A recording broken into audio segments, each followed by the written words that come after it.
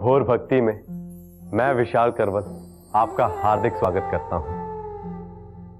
अपने गिरने पर हंसें, दूसरों के गिरने पर संवेदना जताएं। आप गिर पड़ते हैं तो लोग हंसते हैं, यही समाज का नियम है। किसी के भी गिरने पर हंसना एक दुर्बलता है, इसलिए समूचा समाज अपने गिरने को सबसे छिपाना चाहता है। आप दूसरों के गिरने पर हंसना रोककर अपने गिरने पर स्वयं हंसना आरंभ कर दें। आपके मन का सारा बोझ हल्का हो जाएगा। आप अपनी असफलता अपने लोगों से बताएं, जैसे वैद्य से आप अपनी बीमारी के बारे में सब कुछ बताते हैं, जिससे वह ठीक से आपका इलाज कर पाता है। यदि आप ऐसा कर पाते हैं तो लोग आपके गिर जाने पर हंसना भूल जाएंगे। असफलता को एक अध्याय की तरह ही लें, उसे समूचा जीवन ना बना दें। असफलता को जीवन भर तक अपने मन में ना रखें। असफलता से मिलने वाली शिक्षा को ग्रहण करें, उसे अपने आंखों पर पट्टी की भांति ना बांधें। तनाव का निदान है बहाव। सारी असफलता को बह जाने दें, उसे गुरु बनाएं। यह मंत्र आजमाइएगा जरूर। तनाव नहीं, स्नेह बांटें। मित्र मिलने का वादा भूल जाता है। आप मिलन के स्थान पर उसके ना आने का तनाव लिए परेशान होते रहते हैं। आप उसे फोन करते हैं, वह फोन नहीं उठाता। आप अपने बेटे को फोन करते हैं, वह भी बात नहीं करता। आप अपनों से मिल रही इस तरह की उपेक्षा से तनावग्रस्त होने लगते हैं। आपको समझ में नहीं आता कि आपके साथ ऐसा क्यों हो रहा है। सत्य यही है कि अपनों से मिली उपेक्षा बड़ी घातक होती है। आप निर्णय नहीं कर पाते कि ऐसी स्थिति में आप क्या करें। आप चिंतन करें कि आपके प्रति लोग ऐसा क्यों कर रहे हैं। अपने संबंधियों, कुटुंबियों के मध्य अपनी उपयोगिता का आकलन करें। अपने संबंधों को आप गंभीरता से निभाने की कोशिश करें। आज के व्यस्त समाज में संबंधों को निभाने के लिए अपने सहज व्यवहार को आधार बनाएं, ना कि हर वक्त तनाव देने वाला संवाद करें। याद रखें, तनाव बांटने वाले लोगों को कोई भी अपने आसपास नहीं देखना चाहता। अपनी उम्र और अवस्था को नहीं, अपने उत्साह और स्नेह को संबंध का आधार बनाएं। यह मंत्र आजमाइएगा जरूर। नकली और असली दुख का अंतर समझें। सत्य यही है, आपके आसपास जो लोग हैं वे सभी आपके शुभचिंतक नहीं हो सकते। सभी को अपना समझने की भूल ना करें। आपकी उदारता का गलत उपयोग न करने दें। न केवल आपको मानसिक कष्ट देते हैं, बल्कि आपको अनेक स्तरों पर क्षति भी पहुंचाते हैं। आपकी उदारता को बनाए रखते हुए इस तरह के स्वार्थी सगे संबंधियों से मुक्ति का उपाय करिए।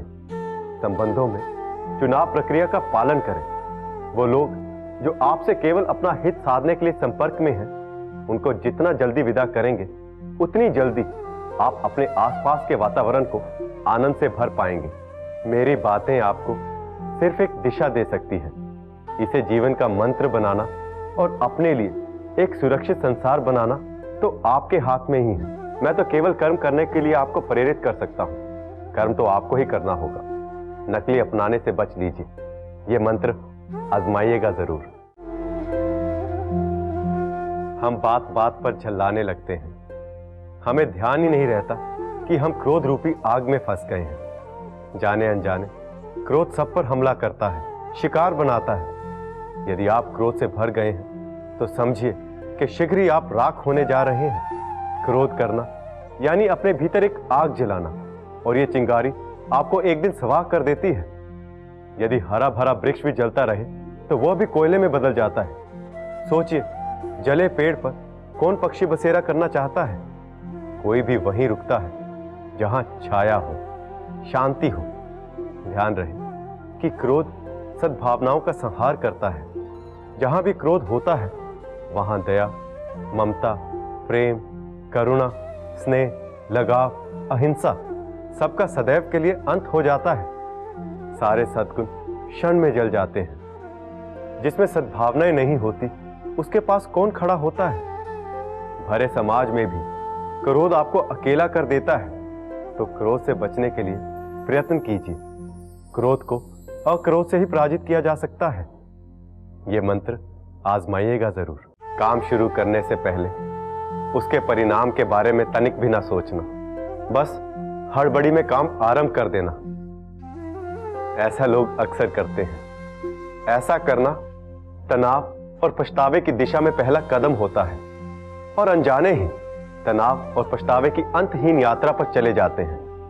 विचार कीजिए, क्या आप किसी भी छोटी सी यात्रा का आरंभ करने के पहले यात्रा की तैयारी नहीं करते, सामान नहीं बांधते, टिकट नहीं बुक कराते? फिर कोई भी बड़ा या छोटा काम कैसे बिना पूरी रूपरेखा बनाए आरंभ कर सकते हैं?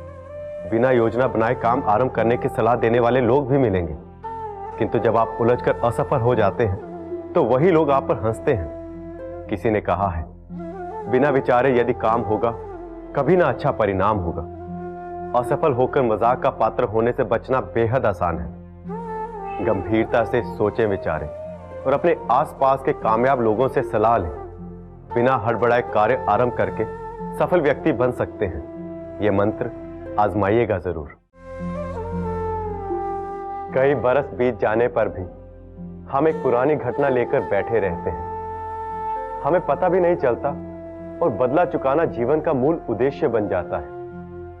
आपके साथ भी ऐसा हुआ होगा। अक्सर हम अपमान को दिल पर लेकर बिना सोचे समझे पूरी जिंदगी बदले की आग में झुलसते रहते हैं। ऐसी भावना में पैसों का नुकसान तो होता ही है, मानसिक शांति भी स्वाहा हो जाती है।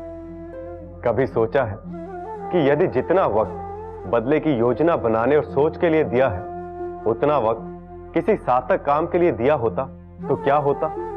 हम इस बदले की भावना से कभी उबर क्यों नहीं पाते?